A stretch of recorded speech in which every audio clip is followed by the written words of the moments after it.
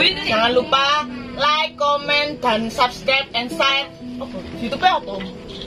Channel Mbah Meong. Channelnya Mbah Meong. Sangat beralasan jika para spiritualis itu kemudian mencari pusaka kerajaan kuno itu di sini. Itu memang boleh jadi memang benar sekali, karena memang suasananya ini jauh dari hiruk pikuk, karena dikelilingi oleh sawah-sawah yang sangat luas sekali, dikelilingi oleh sungai-sungai gitu ya. Bahkan di situ ada sungai yang berbelok dari utara kembali ke selatan, kemudian ke timur, kemudian ke utara kembali. Di situ ada sungai yang berbelok. Kemungkinan juga sungai yang berbelok ini juga berhubungan dengan pembangunan sungai-sungai kuno pada masa lalu, pada masa sekitar Empu Sendok maupun kerajaan-kerajaan Kahuripan, Kediri, Singosari. Di pinggir sungai besar ini ada memang sebuah makam. Saat ini memang makam, tetapi makam ini berdiri di atas reruntuhan kuno dengan bongkahan batu-batu bata. Ini Prah Majapahit. Diduga memang bangunan ini memang era Empu Sindok atau mungkin era Singosari, yaitu sebelum Majapahit intinya. Ini. Jadi secara situs ini tepatnya berada di Dusun Sumberjo, Desa Sumbergiran, Kecamatan Puri, Kabupaten Mojokerto, Jawa Timur. Nah, di sini coba dilihat sini. Ini ada jembatan yang menghubungkan antara desa dengan makam.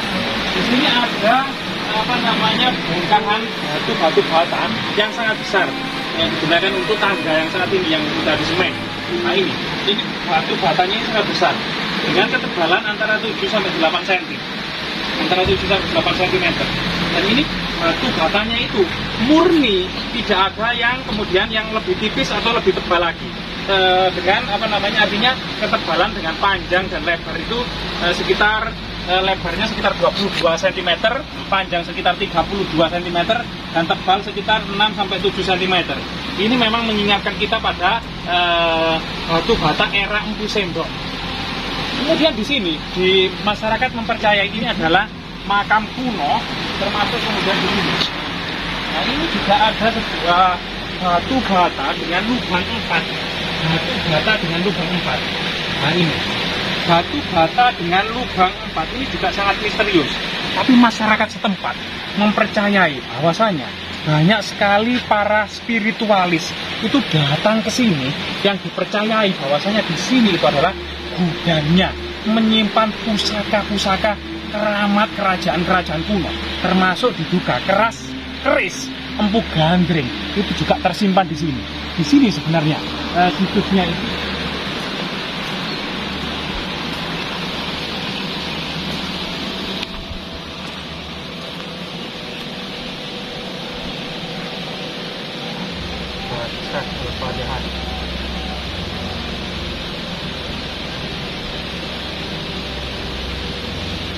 Assalamualaikum ya lal kubur fa inna insyaallah bismillahirrahmanirrahim. Dalam waktu dekat maupun lama kita akan menyusul juga di makam keramat ini yang masyarakat kemudian menamai makam Mbah Ishak gitu ya.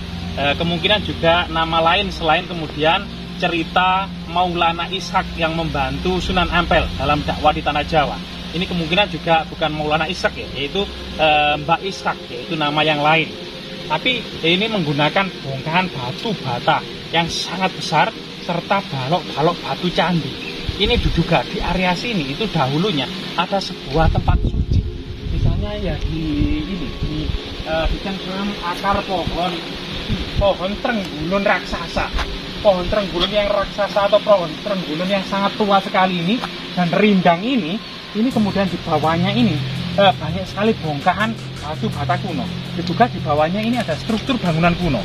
Dari situlah kemudian dari sini ada balok batu candi. Nah, di sini coba kita lihat. Jadi batu batanya ini yang kuno itu ya, itu memang ukurannya seperti ini. Sekitar panjang kemudian 32, lebar kemudian 22, dan tebal sekitar 6 sampai 7 cm. Ini memang mengingatkan kita pada batu bata Prah Majapahit, yaitu antara peradaban yang didirikan Empu Sendok tahun 929 Masehi, yaitu memindahkan kedaton dari Jawa Tengah ke Jawa Timur. Ini banyak sekali Empu Sendok ini melakukan pembangunan baik saluran irigasi, kemudian pertanian, candi-candi, peribadatan, bangunan-bangunan suci, termasuk mengeluarkan banyak sekali prasasti pada masa Empu Sendok. Misalnya saja prasasti Sangguran yang ditemukan di Kota Batu yang saat ini tersimpan di Skotlandia. Ini adalah sebuah prasasti untuk kemudian melindungi dan kemudian memberikan intensif pada kajuru Gusalian, yaitu para empuh pandai logam, untuk kemudian diberikan kemudian support dari Empu Sendok. Kelihatannya kemudian Empu Sendok membutuhkan banyak perajin logam, entah itu untuk persiapan perang melawan kemudian Melayu, sebagaimana prasasti Anjuk Ladang di Nganjuk. Itu kemudian pasukan Melayu, diduga pasukan Sriwijaya itu ya, menyerbu Jawa sampai ke Nganjuk, sampai ke pedalaman Nganjuk melalui Sungai Brantas. Tapi kemudian dikalahkan oleh Empu Sendok dan masyarakat Nganjuk, sehingga kemudian diperingati dengan Jaya Stamba, yaitu tuguh peringatan, dan Jaya Merta, yaitu bangunan suci untuk mengenang peristiwa itu. Nah, ini kemudian banyak sekali, coba ini lihat. Nah, di samping makam ini batu batanya itu khas Prah Majapahit. Jadi batu bata ini diduga memang Prah Majapahit. Oh, dari utara kembali ke selatan, kemudian ke timur, kemudian ke utara kembali. Di situ ada sungai yang berbelok. Kemungkinan juga sungai yang berbelok ini juga berhubungan dengan pembangunan sungai-sungai kuno pada masa lalu, pada masa sekitar Empu Sendok maupun kerajaan-kerajaan Kahuripan, Kediri, Singosari. Inilah kemudian jejak-jejak yang sangat luar biasa sekali ini ya. Itu ada linggai. Oh iya, coba kita lihat jejak artefaktual lainnya gitu ya. Coba kita lihat.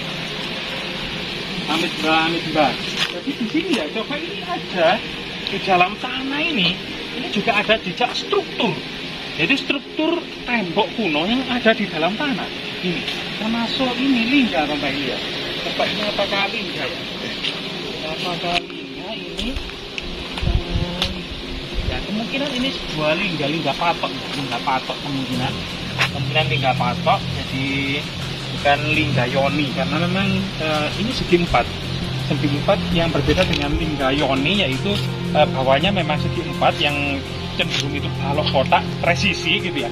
Kemudian dilanjutkan kemudian bagian tengah yaitu segi 8 dan bagian atas itu silindris. Ini merupakan lingga yoni. Kalau di sini kelihatannya lingga patok yang disebutkan kemudian tapal batas sebuah tanah-tanah yang sudah ditetapkan seorang maharaja pada waktu itu. Nah, coba lihat ini pohon ini yang sangat luar biasa sekali ini. Ini sebenarnya ini pohon juwet. Di dalamnya itu pohon juwet tua. Kemudian itu ada pohon beringin ambulu. Itu tumbuhnya bukan di sini kelihatannya itu. Tumbuhnya itu dari ujung, dari pucuk, pucuk pohon juwet ini tumbuh. Akarnya itu kemudian menjuntai sampai ke bawah. Sehingga di bagian bawah ini kita mendapati akar-akar kecil yang sampai ke tanah.